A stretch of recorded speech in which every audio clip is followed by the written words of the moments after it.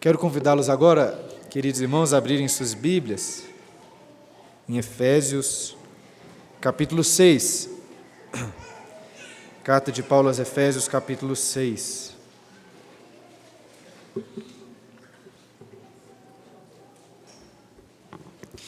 Enquanto no último domingo nós focamos na instrução que foi dada aos servos, dos versículos 5 a 8, hoje nós vamos focar no versículo 9, que é dedicado aos senhores, que também devem se sujeitar aos seus servos no temor de Cristo. E eu sei que está na moda aí fazer aquele culto dos empresários, e eu poderia dizer que hoje a pregação se aplica de alguma forma especial àqueles aí que são empresários, ou então que exercem cargos de liderança na sua empresa, no seu trabalho. Mas é claro que nós não precisamos de fazer tão fortes distinções assim, né? Na semana passada, por exemplo, tratamos sobre os servos, e todos, em alguma medida, somos servos, né? Nenhum de nós aqui pode se considerar um trabalhador absolutamente autônomo, porque todos nós trabalhamos para servir um chefe, ou um cliente, ou alguma outra pessoa, e em especial todos trabalhamos para servir o nosso Senhor Jesus. E de uma forma semelhante, ainda que você não seja lá um chefe ou um empresário, todos nós contratamos serviços, pedimos um Uber ou frequentamos um restaurante, e assim de alguma forma nós temos pessoas trabalhando para nós. É claro que o que eu vou falar se aplica melhor a uma pessoa que frequentemente lida com subordinados ali no seu trabalho, mas eu não acho que estaria forçando demais a barra se tentasse aqui aplicar os princípios bíblicos que vamos ler a todas as pessoas que de alguma forma recebem serviços prestados de várias maneiras aí. Então espero que esse sermão possa se aplicar a todos nós em alguma medida. Que Deus nos abençoe. Vamos ler o texto? Como disse, hoje o foco está aí no versículo 9, mas para nos lembrarmos melhor do contexto, eu vou ler desde o versículo 5, Efésios 6, 5, que diz assim: Quanto a vós outros servos, obedecei a vosso Senhor segundo a carne, com temor e tremor, na sinceridade do vosso coração, como a Cristo, não servindo à vista, como para agradar a homens, mas como servos de Cristo, fazendo de coração a vontade de Deus, servindo de boa vontade como ao Senhor e não como a homens, certos de que cada um, se fizer alguma coisa boa, receberá isso outra vez do Senhor, quer seja servo, quer livre. E vós, senhores, de igual modo procedei para com eles, deixando as ameaças, sabendo que o Senhor, tanto deles como vosso, está nos céus, e que para com ele não há acepção de pessoas. Eu não sei o que aconteceu comigo, porém, mais uma vez, eu gostaria de introduzir um sermão com uma frase do Karl Marx. Quem já estudou aí alguma coisa sobre o marxismo ou sobre o comunismo, deve saber que o Manifesto Comunista de Karl Marx começa com a seguinte frase: a história de toda a sociedade até nossos dias é a história da luta de classes.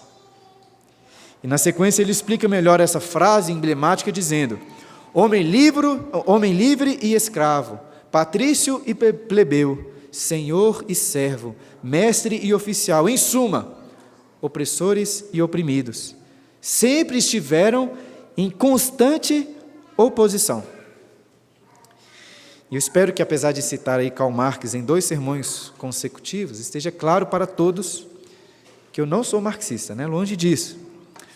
Porém, como da última vez, quando falei da religião como um ópio do povo, defendendo que não podemos ignorar completamente os insights de Marx, vamos fazer o mesmo hoje, né?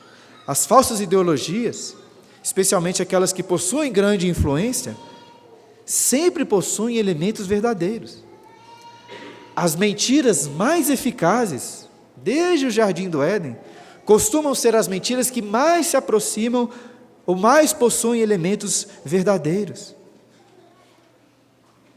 Nós nós não podemos, como Marx, reduzir toda a história da sociedade como sendo apenas uma história de luta de classes. Mas não deixa de ser verdade que a luta ou o conflito das classes é uma marca significativa na história humana. Mais uma vez, desde lá o Jardim do Éden.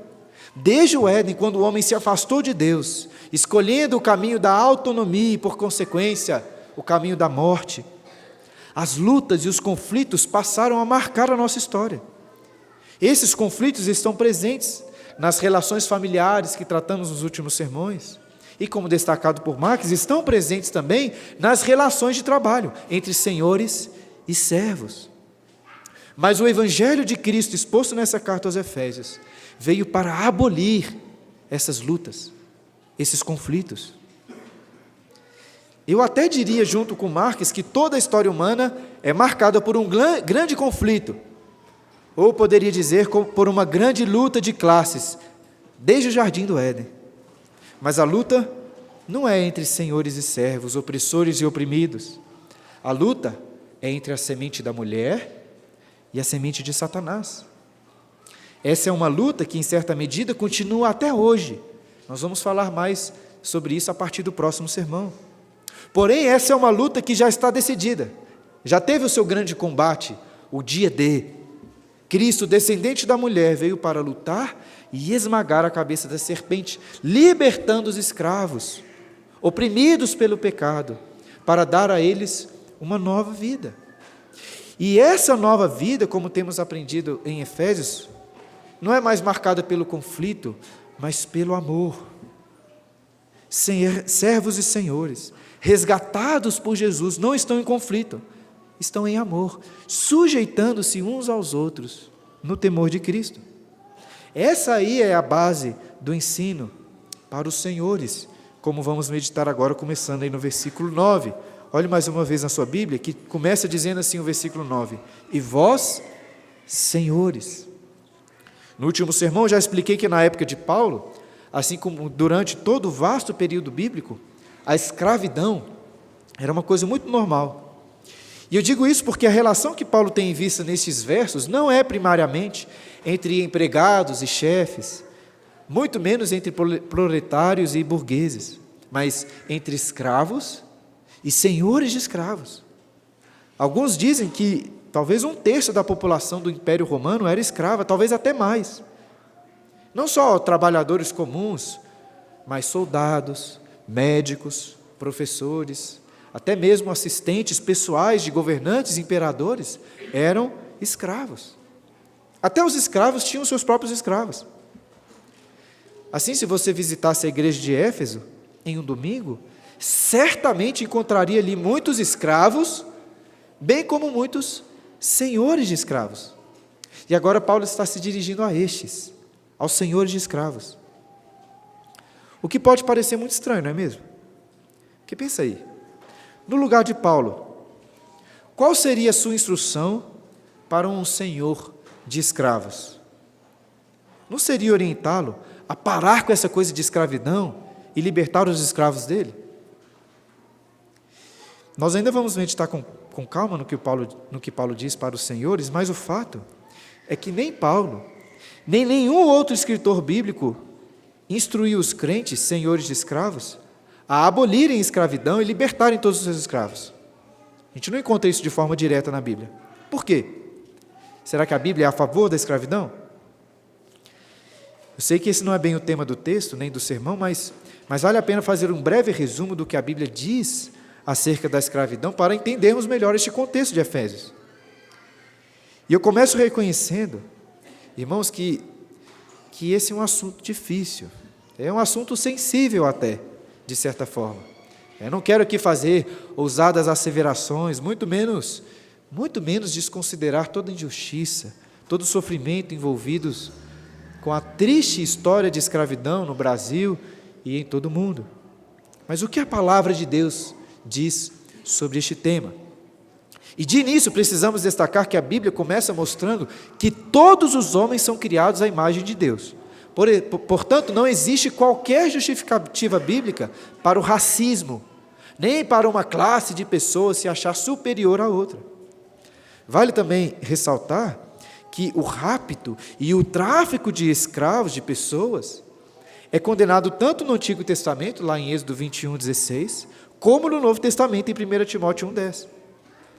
E sem sombra de dúvidas, todas as injustiças e horrores praticados na escravidão são condenados pela Bíblia, que sempre instruiu o amor ao próximo. Portanto, é claro que nós podemos nos considerar unidos com aqueles irmãos cristãos que se opuseram ao tráfico de escravos. Podemos destacar William Wilberforce como um dos exemplos mais notáveis, lá na Inglaterra. Tem até um filme muito bonito chamado Amazing Grace, que conta a história deste herói da fé. Além disso, nós precisamos considerar que a escravidão só existe por causa do pecado.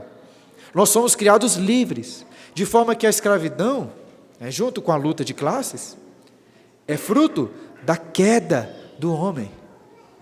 Agora, por outro lado, nós precisamos ressaltar que a Bíblia, em termos absolutos, não condena a escravidão em si, pelo menos não todo tipo, ou qualquer tipo de escravidão. Basta ler lá as leis do Antigo Testamento que perceberemos claras prescrições que legitimavam, naquele contexto, algum modelo de escravidão. Depois, se quiserem, vocês podem me perguntar melhor sobre as referências, mas, de uma forma geral, a escravidão era uma medida apropriada na lei de Deus para o caso de dívidas, ou então como punição por algum crime. Então, para pagar algum empréstimo, ou para pagar por um furto e indenizar a pessoa, alguém poderia vender o seu trabalho como um escravo. Inclusive, existia até a possibilidade de uma pessoa que já tinha pagado as suas dívidas se oferecer para permanecer como um escravo. Agora, por que alguém escolheria voluntariamente a escravidão? Porque ele ama o seu Senhor. Eu gosto muito de uma prescrição da lei que diz assim, nós lemos isso logo no começo da liturgia, lá em Êxodo capítulo 21, versículo 5, que diz: se o escravo expressamente disser, eu amo meu Senhor, minha mulher e meus filhos, não quero sair a forro, então o seu senhor o levará aos juízes e o fará chegar à porta ou à ombreira, e o seu senhor lhe furará a orelha com uma sovela, e ele o servirá para sempre. A escravidão pode parecer uma ideia absurda, mas eu creio, irmãos, que era uma medida justa dentro dos limites bíblicos, especialmente quando nós comparamos com o que fazemos hoje. Mais uma vez, não quero aqui desconsiderar o abuso que existe na sociedade, como, por exemplo, o abuso por parte das instituições financeiras. Mas o fato é que, em nosso contexto, uma pessoa endividada pode ficar a vida inteira sem pagar o que ela deve, e não ter grandes consequências por isso. E um ladrão, quando pego, ele vai preso, ele é colocado numa cadeia, enquanto a vítima que foi prejudicada costuma ficar sem a restituição daquilo que foi roubado dela. É complicado estabelecer exatamente como proceder em situações assim, mas eu acho que, em termos gerais, seria melhor tanto para a vítima como para um ladrão, se este ladrão fosse obrigado a trabalhar como escravo, né? Melhor do que ficar 5 anos na cadeia sem fazer nada, é ficar 5 anos trabalhando para pagar o que ele deve. Como foi bem colocado pelo presbítero Fabrício, um tempo atrás, quando deu um estudo aqui na carta de Filemão, a escravidão, ou a servidão conforme a lei de Deus, salvou homens da fome, restaurou a dignidade dos pobres e, além disso, restringiu a preguiça e a irresponsabilidade no trabalho. É uma lei justa. Agora, mesmo considerando a justiça da lei de Deus em relação à escravidão, o fato é que a graça sempre esteve presente. Entre o povo de Deus, a servidão, a escravidão tinha um prazo no máximo de 6 anos, sendo que no 7º, o escravo seria liberto gratuitamente. O 7º ano, sendo uma sombra do 7º dia, o descanso, o Shabá, marcava o ano de descanso para os escravos. Além disso, a cada 7 semanas de anos, ou seja, a cada 49 anos, era proclamado o ano do jubileu, que era o ano em que todas as dívidas eram zeradas, eram pagas. E com isso eu quero destacar como a lei de Deus é justa, mas é também graciosa. Uma lei graciosa, apontando para o perfeito pagador de dívidas, que é o nosso Senhor Jesus. Cristo é o pleno e derradeiro ano do jubileu. E é justamente esse princípio de graça que Paulo tem como fundamento quando vai dar as suas orientações aqui aos senhores de escravos, nesse texto de Efésios 6, 9. E é claro, estou ciente que nós vivemos em um contexto muito diferente, né? Já não temos aqui na igreja senhores de escravos. Não quero ser precipitado nas aplicações, mas acredito que o ensino desse verso certamente se aplica a todo tipo de autoridade no trabalho ou em qualquer relação que você tenha aí de prestação de serviços. Então, tendo esclarecido este contexto, veja na sequência do versículo 9 o que Paulo diz para os senhores: e vós, senhores, de igual modo, procedei para com eles. Essa instrução aqui é muito surpreendente. Os senhores devem proceder para com seus escravos de igual modo, ou do mesmo modo no qual os escravos devem proceder para com seus senhores. As mesmas atitudes, as mesmas motivações movem senhores e servos, donos e empregados, chefes e subordinados, né? A burguesia e o proletariado. Naquela carta que Paulo escreveu a Filemão, um senhor de escravos, ele disse que Onésimo, que era um escravo que havia fugido, mas se converteu, deveria ser recebido de volta como um igual, um irmão em Cristo. Então perceba, irmãos, como o Evangelho é, sim, revolucionário. Não como um manifesto que convoca todos os proletários ou escravos a se unirem contra a opressão, mas é um manifesto que convoca escravos e senhores a se unirem em amor, em graça, em mútua sujeição. E como os senhores vão demonstrar esse amor e graça para com os seus servos? Na sequência do versículo, aí Paulo vai ressaltar uma forte manifestação deste amor. Porém, note que Paulo usa uma expressão importante. Ele diz, de igual modo. E assim, antes de avançarmos o texto, eu gostaria de dar alguns passos atrás com vocês para nos lembrarmos que modo é esse, que modo de procedimento é esse que deve ser espelhado pelos senhores. Então voltemos primeiro lá para o capítulo 5, versículo 21, quando Paulo disse que nós, olha aí, devemos nos sujeitar uns aos outros no temor de Cristo. Só uma nota de rodapé, hoje nós estamos fechando essa grande sessão que tratou sobre as diferentes relações de sujeição entre esposa e maridos, filhos e pais, servos e senhores. E o que caracteriza o papel do Senhor não é a autoridade, as ordenanças, as cobranças, mas a sujeição mútua, no temor de Cristo. Eu gosto muito daquele conselho que os anciãos de Israel deram para o rei Roboão, lá no livro dos reis, um texto que lemos também durante a liturgia. Roboão tinha acabado de assumir o trono em Israel, com a morte do seu pai, o rei Salomão. E aconteceu que alguns representantes das tribos do norte vieram até Roboão, clamando para que o rei aliviasse o jugo pesado que tinha sido colocado sobre eles. E antes de responder, o rei Roboão primeiro pediu conselho aos anciãos que atendiam à corte do seu pai.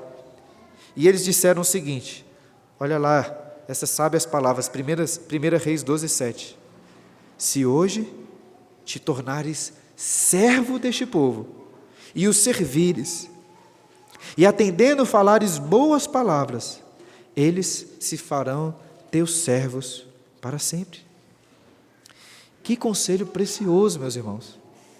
Bons senhores são aqueles que se sujeitam e que se sacrificam pelos seus servos. Veja, eu não tenho nenhuma experiência no mercado de trabalho, mas com a pouca experiência que eu tenho com a Bíblia, eu diria que para todos que possuem qualquer autoridade lá no seu trabalho, seja o dono da empresa, seja o chefe, o gerente, o diretor, o que for, se sujeite aos seus subordinados, se torne um servo deles, que eles o servirão com alegria. E agora volte os olhos para as instruções que Paulo deu aos servos, lá no capítulo 6 de Efésios, versículos 5 a 8. Porque veja, se os senhores devem proceder para com seus servos de igual modo, como Paulo diz no versículo 9, então vale meditar novamente nesses versos anteriores, que são dirigidos aos servos, só que agora fazendo as aplicações para os senhores. E olha aí no texto, a primeira coisa que Paulo diz aos servos é que eles devem obedecer aos seus senhores. Então será que o Senhor deve de igual modo obedecer os seus servos? Claro que a relação não é a mesma, e Paulo não está aqui anulando a autoridade que o Senhor tem sobre o seu servo. Mas ainda que o Senhor não deva obediência ao servo, o seu coração, o coração do Senhor, deve sim ser marcado por um desejo de se sujeitar, de servir os seus subordinados, como estávamos destacando há pouco. Lá em Filipenses capítulo 2, versículo 4, Paulo exorta todos os crentes a considerarem uns aos outros como superiores. E veja, isso se aplica aos senhores também, aos senhores cristãos. Apesar de serem superiores em autoridade, o Senhor trata os seus servos, considerando eles como superiores. Eu sei que as relações entre patrões, empregados, entre chefes e subordinados, são conflituosas, muitas vezes. O Marx não estava de todo errado ao dizer que a história da sociedade é marcada por uma luta entre as classes. Mas a história do cristianismo é uma luta pelo amor e pela sujeição mútua. Se você é dono, chefe, gerente, entenda que o seu papel primordial não é mandar nos seus subordinados, mas se sujeitar a eles e servi-los. Cobranças, ordens são necessárias, mas quem trabalha para você deve perceber que você também está trabalhando para eles, para o bem deles. E de igual modo, os senhores também devem servir, como Paulo ensinou aí no versículo 5, com temor e tremor. E os chefes, os empresários, naturalmente costumam ficar com medo dos empregados o levarem na justiça. Mas eu acho que o temor e tremor destacados se aplicariam melhor ao medo do Senhor de exercer uma má liderança. Será que você tem esse medo? Ou talvez nem se importa como que os seus subordinados vão acatar a sua liderança. Porque veja, toda autoridade envolve riscos, envolve responsabilidade. E o Senhor cristão é aquele que lidera os seus servos, os seus subordinados, como seus filhos, com cuidado e com medo também, um medo. Qual você tem de fazer mal aos seus filhos?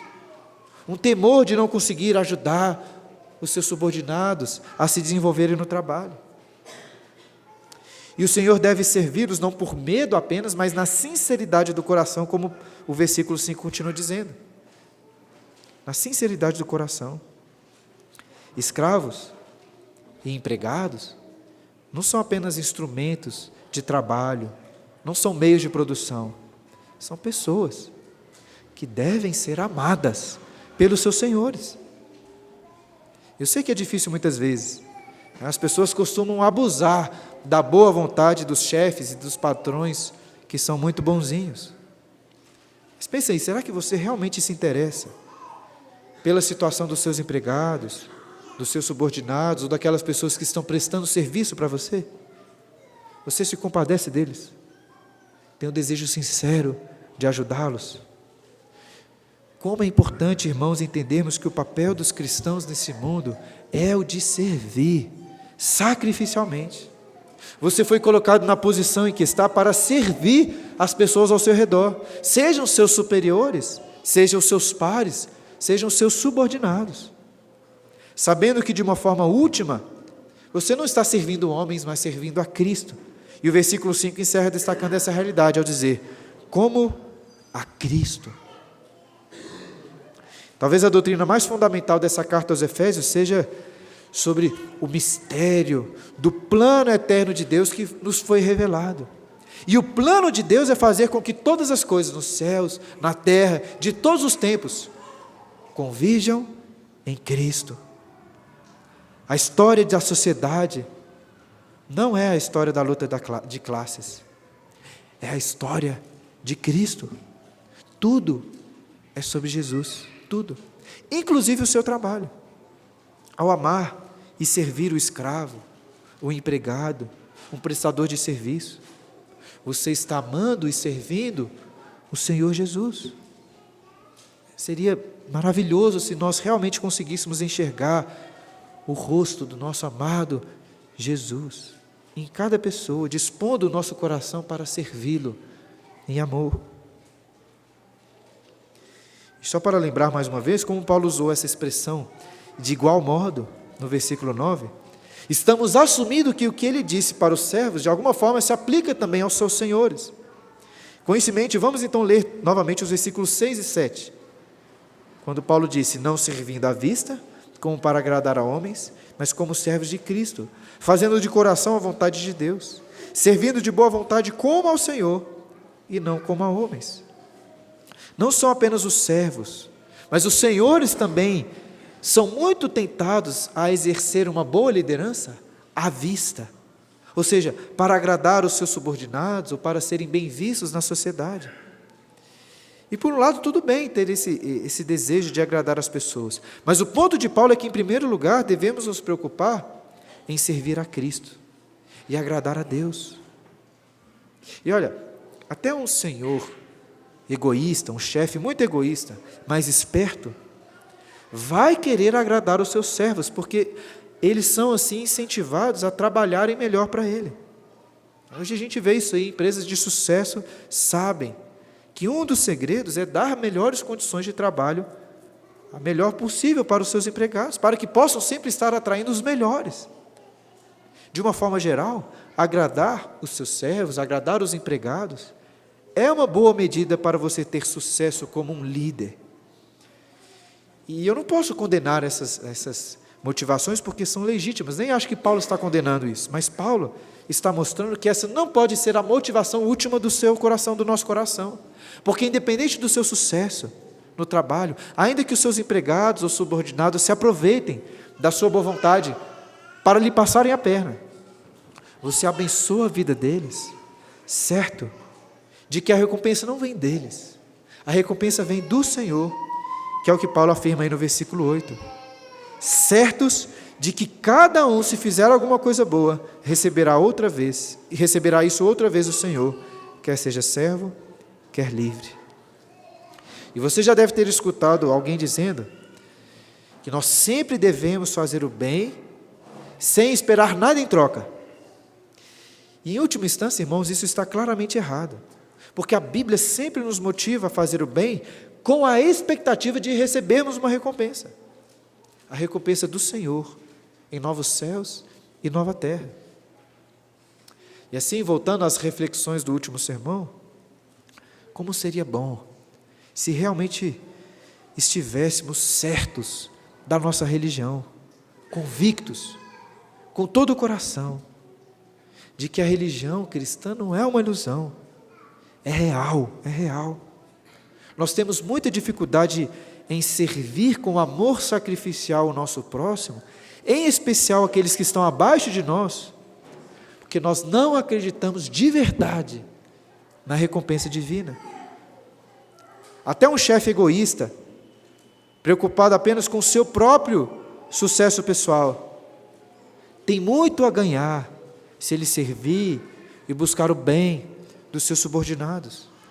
Entretanto, mais do que bens terrenos e temporais, o senhor cristão, egoísta entre aspas, irá se sujeitar aos seus servos, irá amá-los, tendo em vista as recompensas celestes e eternas. Que Deus então nos dê essa certeza, irmãos. E assim nós chegamos novamente ao versículo 9. Nós demos uma grande volta aí, aplicando os versos anteriores aos senhores. Mas eu confesso que acho que eu fiz isso um pouco aqui como que a revelia do texto, né? Porque apesar de Paulo usar a expressão de igual modo, ele não fez questão de voltar aos pontos anteriores como nós fizemos.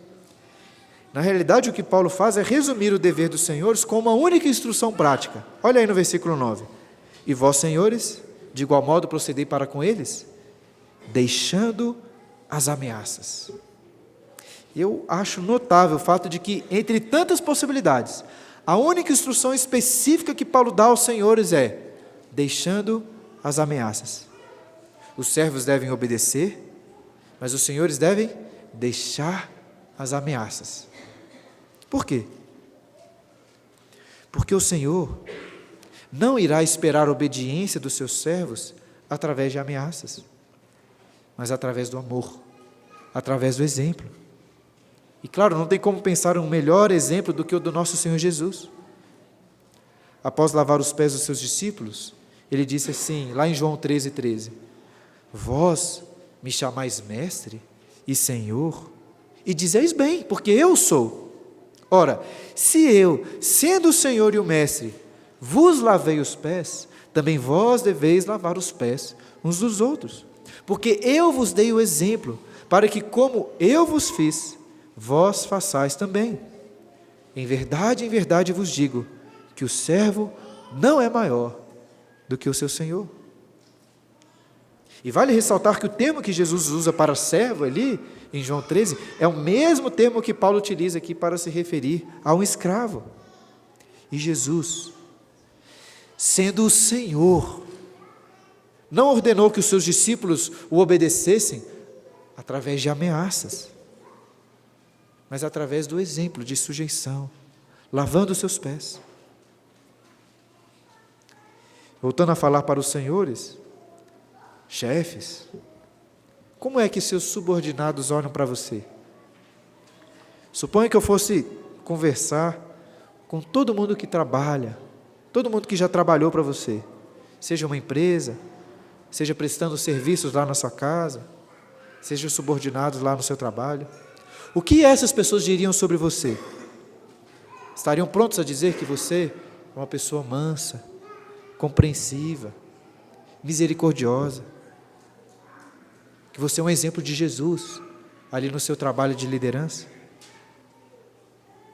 Ao dizer deixando as ameaças, Paulo está ensinando que as pessoas que trabalham para você não devem ser motivadas pelo medo de serem castigadas ou de serem mandadas embora, de sofrer alguma consequência. Nós costumamos nos sentir no direito de ficar bravos, de falar alto, de cobrar, até de brigar com aquelas pessoas, os trabalhadores que estão falhando conosco. Mas este não é o retrato de um Senhor que foi alcançado pelo Evangelho de Cristo. Quando os empregados, quando os prestadores de serviço falharem, não seja rápido na ameaça, muito menos na punição, mas seja compassivo. Tente entender ali o que aconteceu primeiro, pergunte, dê a ele o benefício da dúvida, não fique julgando as intenções do coração das pessoas. É claro, né, que se a pessoa lá que trabalha para você só fica chegando atrasada, né, fica mexendo no celular na hora do serviço, claro que você pode conversar com ela e ameaçá-la a ser despedida. O mesmo apóstolo Paulo escreveu também lá na carta aos Tessalonicenses assim, se alguém não quer trabalhar, que também não coma. Ainda assim, até quando você precisar de fazer algum tipo de ameaça, faça isso com compaixão, conversando antes, dando uma chance para a pessoa mudar. O ponto de Paulo é que o relacionamento entre o Senhor e servo não pode ser marcado por ameaças. A história da vida cristã não pode ser essa história da luta entre as classes, mas uma história de amor e serviço mútuo. Talvez você tenha dificuldade de ver lá no seu funcionário um amigo, ou até mesmo um irmão, que deve ser amado, mas é assim que Jesus nos ensina a olhar para as pessoas. E se ele não for crente, que você tenha ainda mais compaixão dele. Deixa eu perguntar uma coisa para vocês aí que são chefes ou têm alguma posição de liderança no trabalho. Qual é a preocupação que você tem pela alma das pessoas que estão trabalhando para você? Eu estava ouvindo o relato de alguns missionários que vão para alguns locais onde o cristianismo é proibido. E sabe qual que é a estratégia deles? Abrir negócios. Abrir alguns negócios. Aí eles contratam os funcionários locais da região, né? Os funcionários, pessoas locais, e eles usam da autoridade ou da influência deles como superiores para mostrar o amor de Cristo, para evangelizar essas pessoas. Olha que ideia boa. E eu fiquei pensando, por que nós não fazemos isso aqui também, onde temos a liberdade de pregar o Evangelho? É claro, não estou dizendo aqui para você ficar organizando cultos lá onde você trabalha e constrangendo todo mundo que trabalha para você a participar do culto. Não é isso. Mas eu estou dizendo para você usar da sua autoridade mais para ganhar almas do que para ganhar dinheiro, do que para fazer um bom serviço. Através do amor, através do serviço mútuo. Eu sei que isso pode parecer muito radical, e é mesmo, mas eu creio, irmãos, sinceramente, que é a consequência natural do que nós cremos, se é que nós cremos de verdade, se é que nós cremos de verdade. Não só no último sermão, como em vários outros, eu tenho tentado conduzir a igreja nesse autoexame. Será que realmente acreditamos no Evangelho que nós professamos? Aí na sequência do versículo 9, mais uma vez Paulo sustenta a sua instrução, colocando como fundamento aquilo que nós acreditamos. Se você realmente crê que essa fé é verdadeira, você vai praticar o que ele diz. Olha aí a continuação do versículo 9.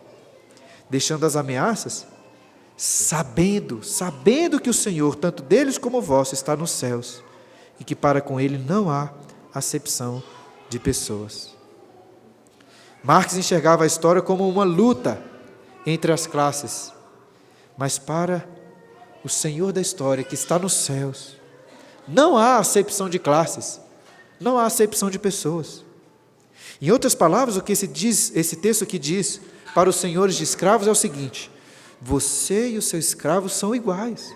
Por quê? Porque ambos são escravos do Senhor que está nos céus. E veja, o único que tem direito a fazer algum tipo de ameaça é Ele. E se o seu Senhor Celeste quer que você ama, que você sirva ao seu servo, ainda que seu servo seja um preguiçoso, você vai amá-lo, você vai servi-lo, não por causa dele propriamente, mas por causa de Cristo, que está sentado nos céus. Você realmente acredita nisso? Eu não sei se Paulo tinha exatamente isso em mente, mas ao falar sobre o Senhor que está nos céus e governa sobre todos, creio que ele traz aqui um consolo e esperança para os senhores, os chefes, nas suas dificuldades. Pela influência marxista, nós temos uma tendência de olhar para os senhores, para os chefes, para donos de empresa, como pessoas assim muito bem de vida, enquanto são os trabalhadores que são oprimidos. Mas quem aqui tem ou já teve empresa, ou até possui aí cargos de liderança no trabalho, sabe que não é fácil, é muito difícil. O empregado preocupa lá em fazer o seu serviço, receber o seu salário e volta para casa. O dono, o chefe, se preocupa com 1 milhão de outras coisas. E, meus irmãos, como é fácil para quem está na liderança achar que os bons resultados dependem do seu próprio esforço. Mas veja que Paulo está nos lembrando que todos os chefes, todos os gerentes, todos os CEOs de empresas são escravos de um soberano Senhor e que tudo depende dele. Todos nós podemos confiar e descansar no nosso bom e justo Senhor que está nos céus. Nos céus. Paulo começou essa carta bendizendo a Deus pelas bênçãos espirituais que temos recebido nos céus, nos lugares celestiais. Mas lembra que Paulo não fala propriamente de bênçãos que descem dos céus, como chuva sobre nós, mas de bênçãos que nós temos em Cristo lá nos céus. Nós habitamos nessa terra, mas estamos unidos com Cristo nos céus. Lá no capítulo 2, Paulo diz que nós já ressuscitamos juntamente com Cristo e nos assentamos com Ele nos céus. Você realmente acredita nisso? Você sabe disso? Se sim, a sua vida vai ser totalmente diferente, incluindo o seu trabalho aqui na terra. Porque veja, a sua preocupação não estará nos resultados dessa terra, mas nos resultados celestiais. Um dos principais problemas lá na filosofia do Marx, assim como na ideologia de vários outros pensadores, incluindo alguns filósofos aí e conservadores da direita, é de querer fazer dessa terra aqui o nosso céu. Fazer da terra o céu, isso é um grande problema, porque a nossa esperança não está nessa terra, nossa esperança está nos céus.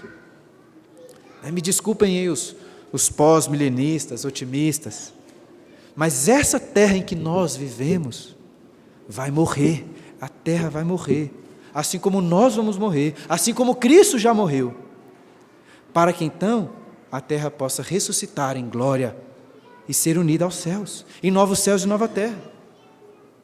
Você realmente crê nisso? Então pare de se preocupar tanto com os resultados terrenos do seu trabalho, os resultados terrenos lá da sua empresa, ou até dos serviços que são prestados dentro da sua casa. Eu sei que é muito ruim quando um funcionário faz corpo mole lá no trabalho, ou quando aquele bombeiro que você contratou faz um serviço porco e a sua pia continua vazando, é muito ruim. Mas tudo isso vai passar, tudo isso vai passar.